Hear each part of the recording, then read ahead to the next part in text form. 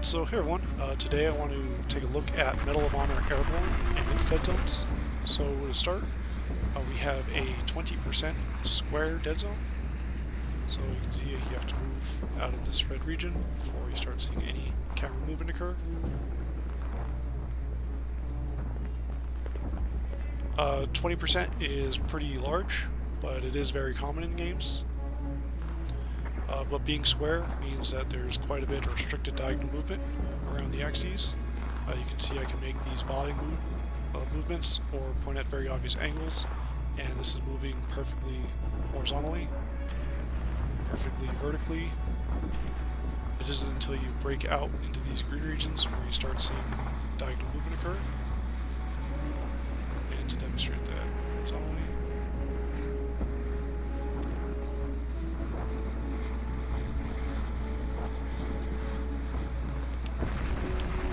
this game uses aim smoothing. For those unfamiliar, that causes your turn rate to build up over time. So while you can see this is the maximum sensitivity,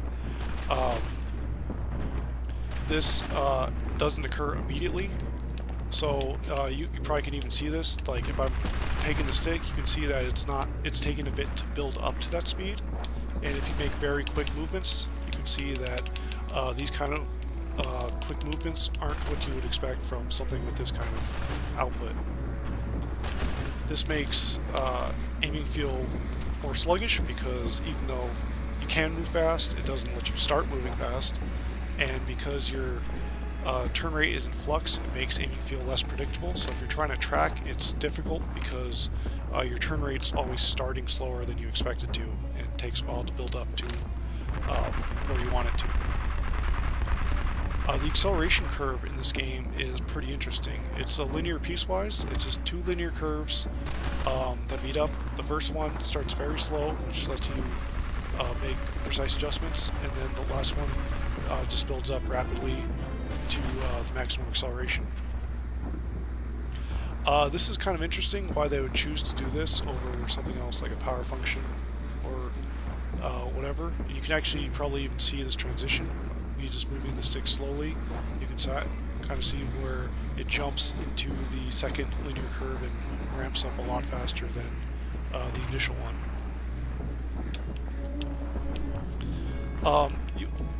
There's nothing really too wrong with this curve. You have access to slow speeds, and it does build up to the maximum acceleration, but there were other options, and if they were going to use a linear piecewise, they probably could have added another step just to smooth out this transition a little bit.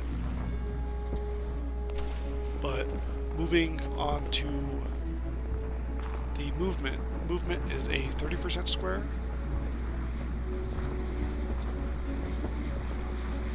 And because it's larger, it also has more restricted diagonal movement than the camera.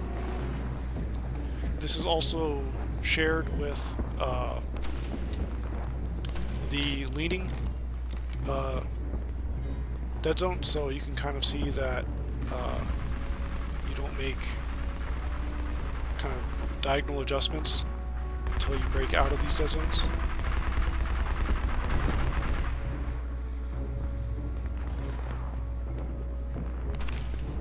The shaded region represents the sprint threshold.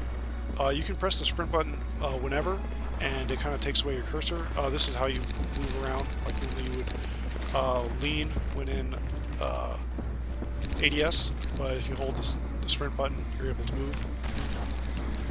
And when you move it normally, you do seem to get a tiny speed increase, but once you move past this threshold, you actually start sprinting. And this graph actually doesn't demonstrate the full range of this threshold. This goes off the graph, and you can kind of see, like in this axial region, it's perfectly straight, but then it pops up a bit, as right here, and then it goes off the graph. Whoops, I was trying to demonstrate this with the stick movement, and then goes off the graph all the way to about the top of the axial dead zone. So you can sprint almost perfectly horizontally, and you can see here that it's not registering. But you can almost sprint completely horizontally. This threshold's kind of a slightly interesting shape because it pops up as soon as it gets to the diagonal regions, but there's really nothing wrong with that threshold, since you'll generally just be pegging the stick anyway. So that about covers it. Unfortunately, the square dead zones aren't ideal. Neither is the aim smoothing. The curve could use an extra step to smooth things out, or other functions might achieve the same thing in a little smoother way. And of course, smoothing makes aiming less consistent. But otherwise, that covers it. So thanks for watching, and everyone, have a good rest of your day.